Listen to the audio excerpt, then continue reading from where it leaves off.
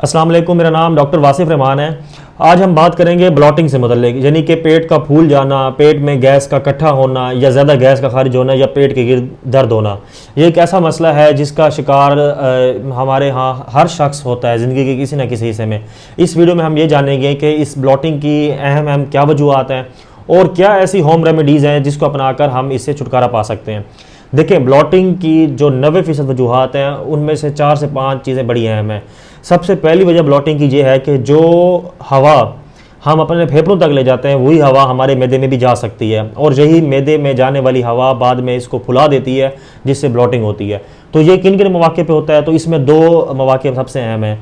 Number 1, अगर आप खाना खाने के दौरान बातें करते हैं तो इस दौरान आप हवा को बाहर से अपने मैदे तक ले जाते हैं। नंबर 2, अगर आप बहुत स्पीड से खाना खाते हैं तो भी ये हवा बाहर से हमारे मैदे में जाती है और ये जाके ब्लॉटिंग करा देती है। ब्लॉटिंग की तीसरी सबसे बड़ी वजह कुछ ऐसी खुराकें हैं जिनको हाई फूड मैप डाइट्स कहा जाता है। उसके अंदर आपकी जो मुख्तलिफ लीफी ग्रीन वेजिटेबल्स हैं जिसको क्रूसीफेरस वेजिटेबल कहा जाता है, जिसके अंदर बंद गोभी, फूल गोभी, अदरक और प्याज वगैरह शामिल हैं। तो ये ऐसी खुराकें हैं जो कि बाज़ लोगों में जाकर गैस कराती हैं।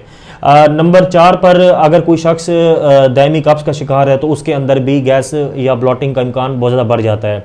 आखिर में कुछ बीमारियां ऐसी हैं जो कि काबिल गौर हैं जो कि ब्लॉटिंग करा सकती हैं। उसके अंदर सीलियक डिजीज़ जिसको गंदम से एलर्जी कहा जाता है और IBS यानी इरिटेबल बाउल सिंड्रोम भी शामिल है।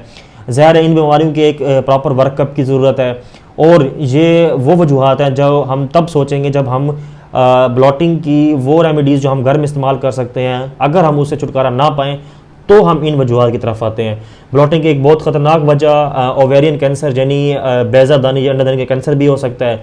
जब बेज़ादानी के कैंसर यानी रसोली का साइज़ बढ़ता है तो ये हमारी आंतों को प्रेस करती है जिससे खुराक आगे नहीं जा पाती और खुराक वहीं रुकी रहती है। तो उसके ऊपर जब फर्मेंटेशन होती है बैक्टीरिया की, यानी बैक्टीरिया आके उसकी तोड़ फोड़ करते हैं, तो इस दौरान भी गैस बनती है। अब अगर हम आते हैं इसके इलाज की तरफ, तो जैसे मैंने आपको बताया है कि इसका इलाज इसकी वजूहत में छुपा हुआ है। यानी अगर आप बहुत स्पीड से खाते हैं या खाना खाने के दौरान बातें करते हैं तो अगर आप इसको अवॉइड कर लें तो आप वो हवा जो आपके मैदे में जा रही थी वो जाना बंद हो जाएगी। इससे आपको ब्लॉटिंग से छुटकारा मिल जाएगा। और इसी तरह अगर आपकी ब्लॉटिंग की वजह कब्ज़ है तो आपको चाहिए कि आप हाई फाइबर डाइट का इस्तेमाल करें, आप पानी का ज़्यादा से ज़्यादा इस्तेमाल करें और खाना खाने के बाद 10 से 15 मिनट लाजमी वॉक करें। इस तरह से आप अपनी कॉन्स्टिपेशन यानी कब्ज़ से निजात पाएंगे और इसके साथ साथ आपका ब्लॉटिंग का मसला भी हल हो जाएगा। आखिर में जो चौथी सबसे बड़ी वजह मैंने बताई आपको ब्लॉटिंग की, वो ऐसी हाई फूड मैप डाइट्स हैं।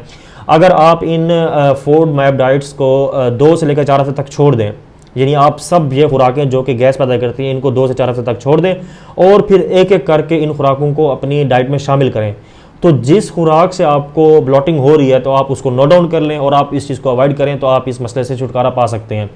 लेकिन अगर ये टेक्निक्स अपनाने के बावजूद, यानी अगर आपने ये टेक्निक्स 2 से 4 हफ्ते तक अपनाई हैं और उसके बावजूद आपका ब्लॉटिंग का मसला हल नहीं हो रहा, तो इसका मतलब यह है कि आपके अंदर ब्लॉटिंग की वजह IBS, सीलिक डिजीज़ या ट्यूमर या कोई और वजह है।